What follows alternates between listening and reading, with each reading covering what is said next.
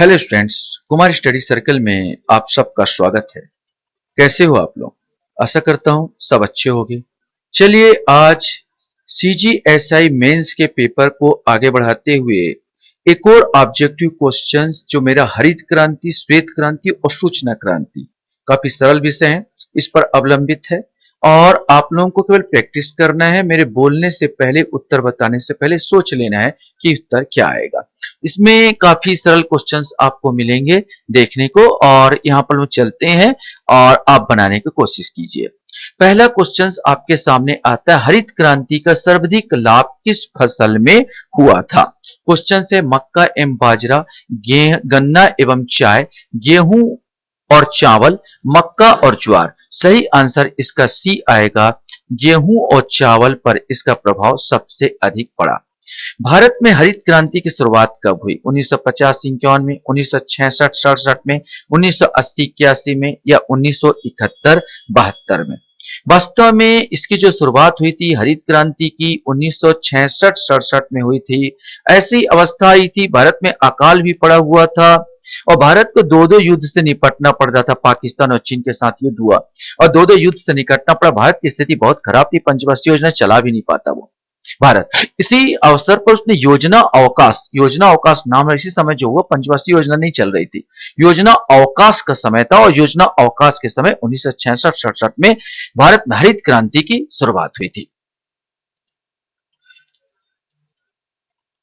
Question यहां पर हमारे सामने आता है, भारत में हरित क्रांति का जनक किसे कहा जाता है? Norman Borlaug, Verghese Kurien, S Swaminathan, S Subramaniam. तो भारत में हरित क्रांति के जनक की बात किया जाए तो एस स्वामीनाथन का नाम आएगा।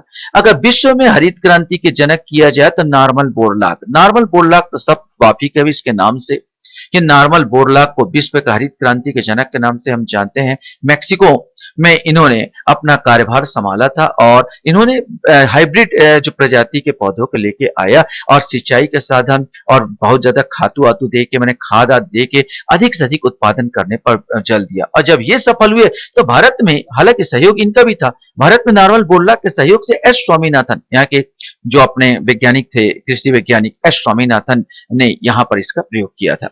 भारत में हरित क्रांति के प्रणेता किसे माना जाता है? अब प्रणेता की बात किया जाए, इंदिरा गांधी, बाबू जगजीवन राम, राम प्रसाद लोहिया या जयप्रकाश नारायण।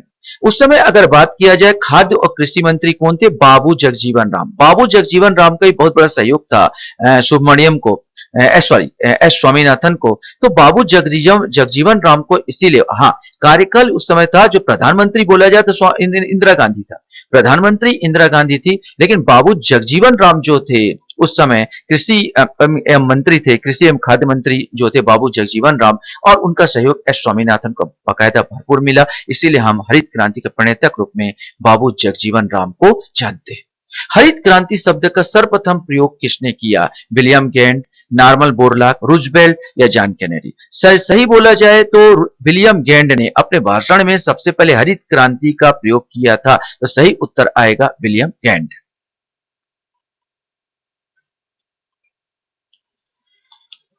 क्वेश्चंस आपके सामने हैं, नॉर्मन बोरलॉग को उच्च उपज देने वाले किस्मों को विकसित करने के लिए नोबेल पुरस्कार कब दिया गया था? 1969, 1970, 1975 या 1981? सही आंसर भी आएगा 1970 में।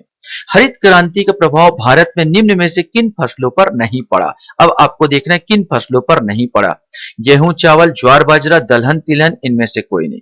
सही आंसर तो सी आएगा, दलहन और तिलहन। गेहूं चावल पर तो पड़ा ही पड़ा है सबसे ज्यादा, इस पर ज्वार बाजरा का नंबर आता है और दलहन तिलहन में इसका कोई प्रभाव नहीं पड़ा। मोटे अनाज और दलहन तिलहन बात किया जाए तो इसमें इसका कोई विशेष प्रभाव देखने को नहीं मिलता।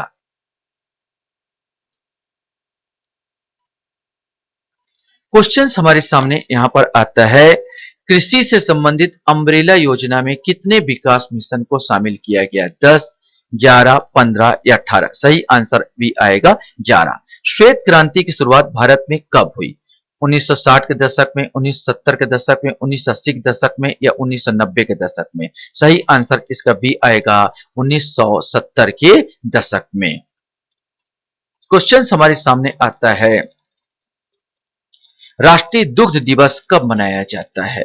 1 जून को, 5 सितंबर को, 22 नवंबर को या 26 नवंबर को? सही आंसर डी आएगा 26 नवंबर। हम अगर बता देना चाहेंगे बर्जिस कुरियन, बर्जिस कुरियन को भारत में दुग्ध क्रांति का जनक माना जाता है। उन्हीं की जन्म जो तारीख है 26 नवंबर पड़ती है और उन्हीं के उपलक्ष्य में इस 26 नवंबर को राष्ट्रीय दुग्ध दिवस मनाया जाता है।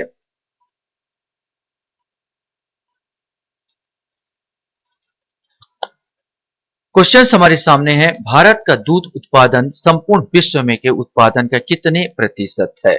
संपूर्ण विश्व 100 ही माना जाएगा, 10%, 22%, 33% या 57%? अगर संपूर्ण विश्व में 100% होता तो उसमें योगदान भारत का 22% है। 22% संपूर्ण विश्व में भारत दूध का उत्पादन कर इस पर सबसे बड़ा विश्व में दूध उत्पादन हो जाए। एशिया में अगर बोला जाए तो 57% आ जाएगा। एशिया में केवल 57%, पूरे विश्व की बात कर लिया जाए तो भारत 22% योगदान देता है। अमूल ब्रांड दूध की स्थापना का श्रेय किसको जाता है? डॉक्टर वर्गीज कुरियन, एस स्वामीनाथन, विमल गुप्ता, आरजे गांधी। सही आंसर ये है डॉक्टर वर्गीज कुरियन, जिसे मिल्क मैन के नाम से भी जाना जाता है। भारत में मिल्क मैन के नाम से जाना जाता है डॉक्टर वर्गीज कुरियन को। इन्होंने बहुत सारे जो अमूल दूध आप पीते हो ये इन्हीं का श्रेय होता है। गुजरात में बहुत सारे ऐसे उन्होंने ब्रांड स्थापित किए थे डॉक्टर वर्गीज कुरियन ने।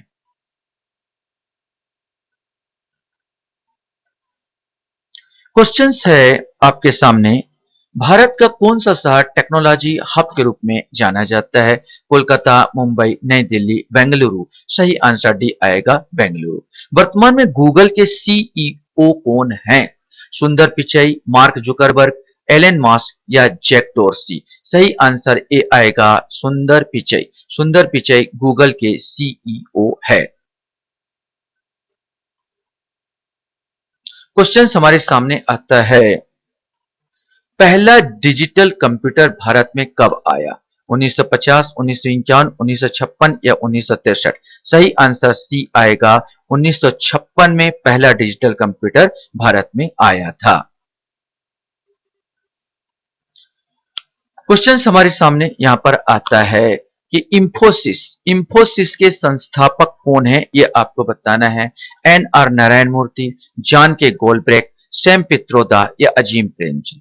सही आंसर इसका आएगा एन आर नारायण मूर्ति। मात्र 10,000 रुपए से एक गैरेज में इन्होंने चलाया था, इंफोसिस को बनाया और एन आर नारायण मूर्ति को संस्थापक ये आएगा इंफोसिस के। मात्र 10,000 रुपए के साथ इन्होंने उतरे थे। भारत का पहला सुपर कंप्यूटर कौन सा है? परम युवा, परम 8000, परम बायोक्रोम, परम पथ? ये सबको मालूम होगा परम 8000। भारत में सूचना क्रांति लाने का श्रेय किसे जाता है? इंदिरा गांधी, राजीव गांधी, मनमोहन सिंह, नरसिम्हा राव? सही आंसर बी आएगा, राजीव गांधी ने ही यहाँ पर कंप्यूटर नीति यहाँ पर लागू की थी और यहाँ पर लाए थे, तो इनको श्रेय दिया जाता है भारत में सूचना क्रांति लाने का।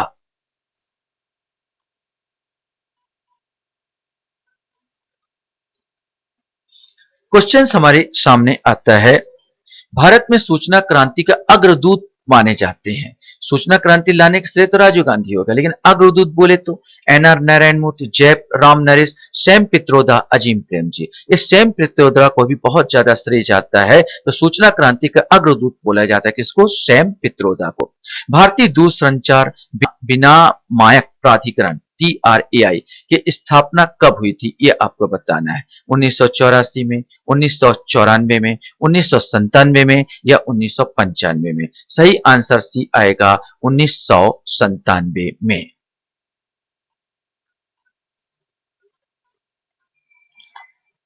क्वेश्चन हमारे सामने आता है, ऑपरेशन फ्लड कार्यक्रम का द्वितीय चरण कब? 3 चरण हुए थे ऑपरेशन फ्लड के, द्वितीय चरण की बात कर रहा है, कब हुआ था? 1970, 1980, 1981, 1985, 1985, 1996, 1966, 1970? तो ये 1970 से 1980 फर्स्ट चरण हुआ, 1981 से 1985 ये द्वितीय चरण हुआ था और 1985 से 1996 ये हुआ था तृतीय चरण। तो आप याद रखेंगे तो इसका सही आंसर क्या आएगा? बी आएगा, सॉरी ये बी आएगा 1985। 1985 इसका सही आंसर होगा। 1981 से 1985, 1981 से 1985 इसका सही आंसर होगा।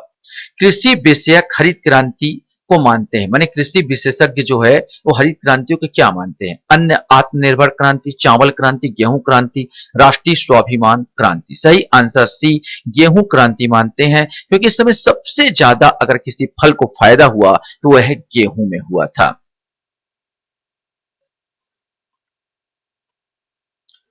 क्वेश्चन हमारे सामने यहां पर आता है, राष्ट्रीय डेयरी अनुसंधान संस्थान कहां स्थित है?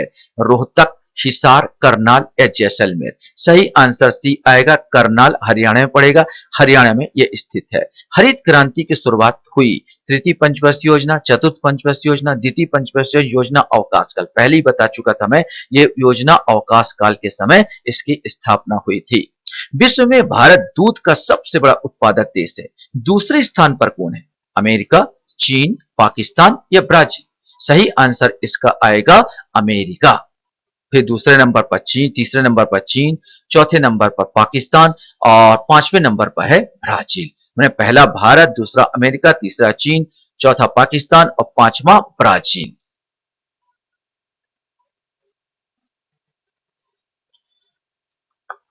क्वेश्चंस हमारे सामने यहां पर आता है, राष्ट्रीय दूर संचार नीति कब लागू हुई? 1990, 1991, 1993 या 1994? सही आंसर डी आएगा 1994 को।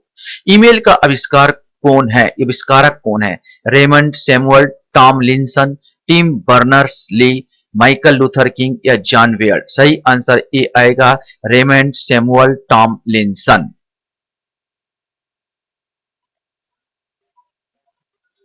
क्वेश्चन हमारे सामने यहां पर आता है, वर्ल्ड वाइड वेब WWW का आविष्कारक कौन है?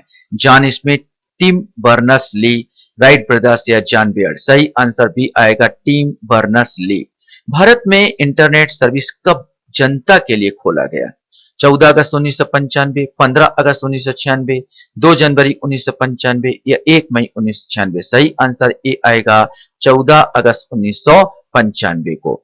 लास्ट क्वेश्चन हमारे सामने यहां पर आता है, विप्रो के चेयरमैन कौन है? बहुत सरल क्वेश्चन, सबको मालूम होगा, नारायण मूर्ति, अजीम प्रेम जी, JRD टाटा, जमनालाल बजाज? सही आंसर भी आएगा अजीम प्रेम जी। आशा करता हूं ये वीडियो भी आपको अच्छा लगा होगा। आप लोग मेरे वीडियो को वॉच करते हो इसलिए धन्यवाद। Thank you very much.